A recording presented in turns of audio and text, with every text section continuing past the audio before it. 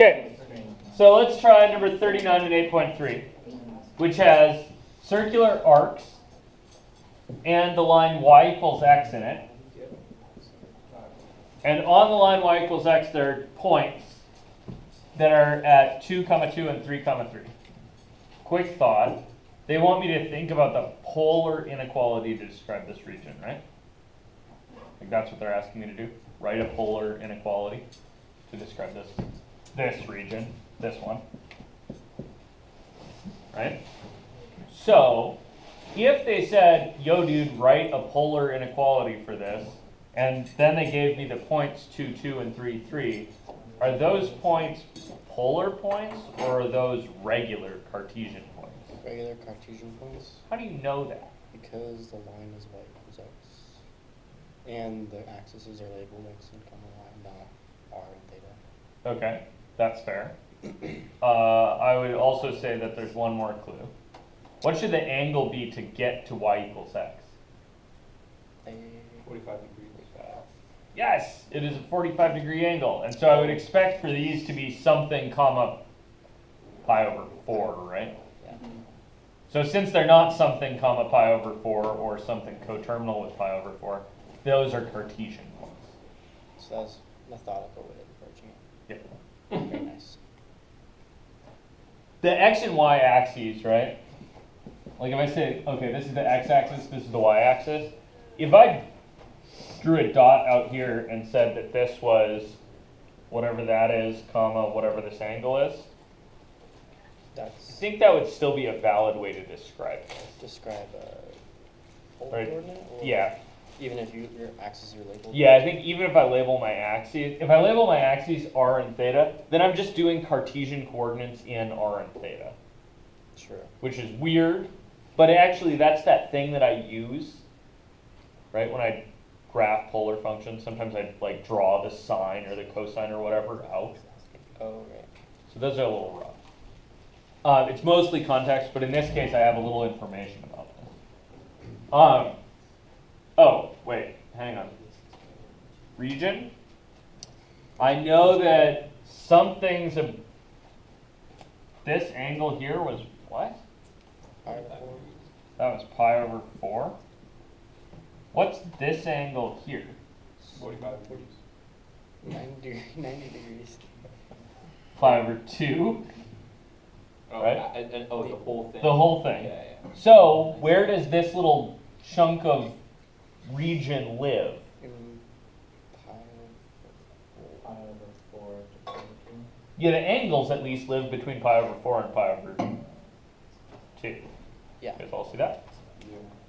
Okay, so the angles are between pi over 2 and pi over 4. Done. So that's part of this. What have I just described with that inequality? Angle range. Yeah, a range of angles, right? So, what about this stuff? Does this stuff live in pi over 4 to pi over 2 angles? Yeah. It does. Yeah. It's not How about this stuff? No. Well, yes, but it's not the region. Yeah, but it's not supposed to be in the region. So what do I need to limit? Your x and y. Yeah, I need to limit the radius. Yeah. Okay, so I need to know something about R, right? So R should live in between some stuff. Those points 2 and help 3. us. Yeah. Oh, yeah, you want it to be 2 and 3, don't you? That would be nice. But probably. So here's one of your radius, right? Mhm. Like that one. Mhm. So this is going to be the lower radius, that distance there, and the upper radius is going to be that distance there. Where do I get those from? Pythagorean theorem, because the Cartesian coordinates. Yeah, they need to be the hypotenuse of this triangle and that triangle. Yeah.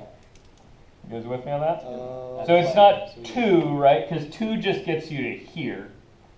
Which if I kind of sweep up is a little bit short, right? Yeah. You guys see that? Mhm. That's really because the point 2, 2 is a little further away from the origin than 2 units, right? Right. Okay, so Which is weird. I need to know how far is 2, 2 from the origin. 2 root 2. So I need 2 squared plus 2 squared. That's only 2. I'm going to call this hypotenuse 1, 2 root. right? Hypotenuse 1 squared is 2 squared plus 2 squared, Yeah. which I believe is 8 squared. 8. Or in other words, 2 root 2. So the first hypotenuse is 2 root 2. Why don't you need a plus or minus on that? Because you were smart. you're an excellent, so. Yeah, because I think I'm up over here in the first quadrant, Yeah. right? And my angles are between pi over 4 and pi over 2. So I need to point that way and then walk. To get to this region between those angles, I'm going to have to walk forwards. That makes sense? So my radius starts at 2 root 2s. And- 3 root 3s. 2 root 3s. Wait. 3 root 2s. Wait, So- I don't know. H2 squared should be 3 squared plus 3 I think squared, it's 3 root 2. which is 18. 3 root 2. So Which is H2 4 is the root 2. square root of 18. Which is Which is square four root root of two. 3 root 2, I think. And even if you have 9 45, 45, you're always gonna have the root 2 against. Yeah, you're always going to have the root 2 in there, basically. Alternatively, you could calculate this as 18 is 9 times 2. And 9 squared. And I know how to square root 9. I get 3 out. I don't know how to square root 2, so I'm left with that inside. Because it's not. Oops, not the entire lessons. this whole thing. Cool. So that's Questions, things? That's it. This That's it. So is this the only way to describe this region? Big the difference. I don't know, is it? It is not the only way to describe this region. You could, instead of going to pi over 4 and then to pi over 2, you could go down here a bit, right? Negative. And then to there, right? You could do in between these two angles. But then you and just have then to- make your radii backwards. So you just have to do negative signs, right? Yeah, so we'd need negatives on these guys, right? Or we could wrap around the circle a couple times. So we could do plus 2 pi's on this and plus 2 pi's on that. But this is the good way to describe this It'd be region. extraneous. You guys cool with that? Yeah. So there are other methods that would give you the same region. This is the kind of morally right one. I agree. Cool. The basic method. Yeah, so there are some conventions about polar coordinates, right? That angles should be between 0 and 2 pi.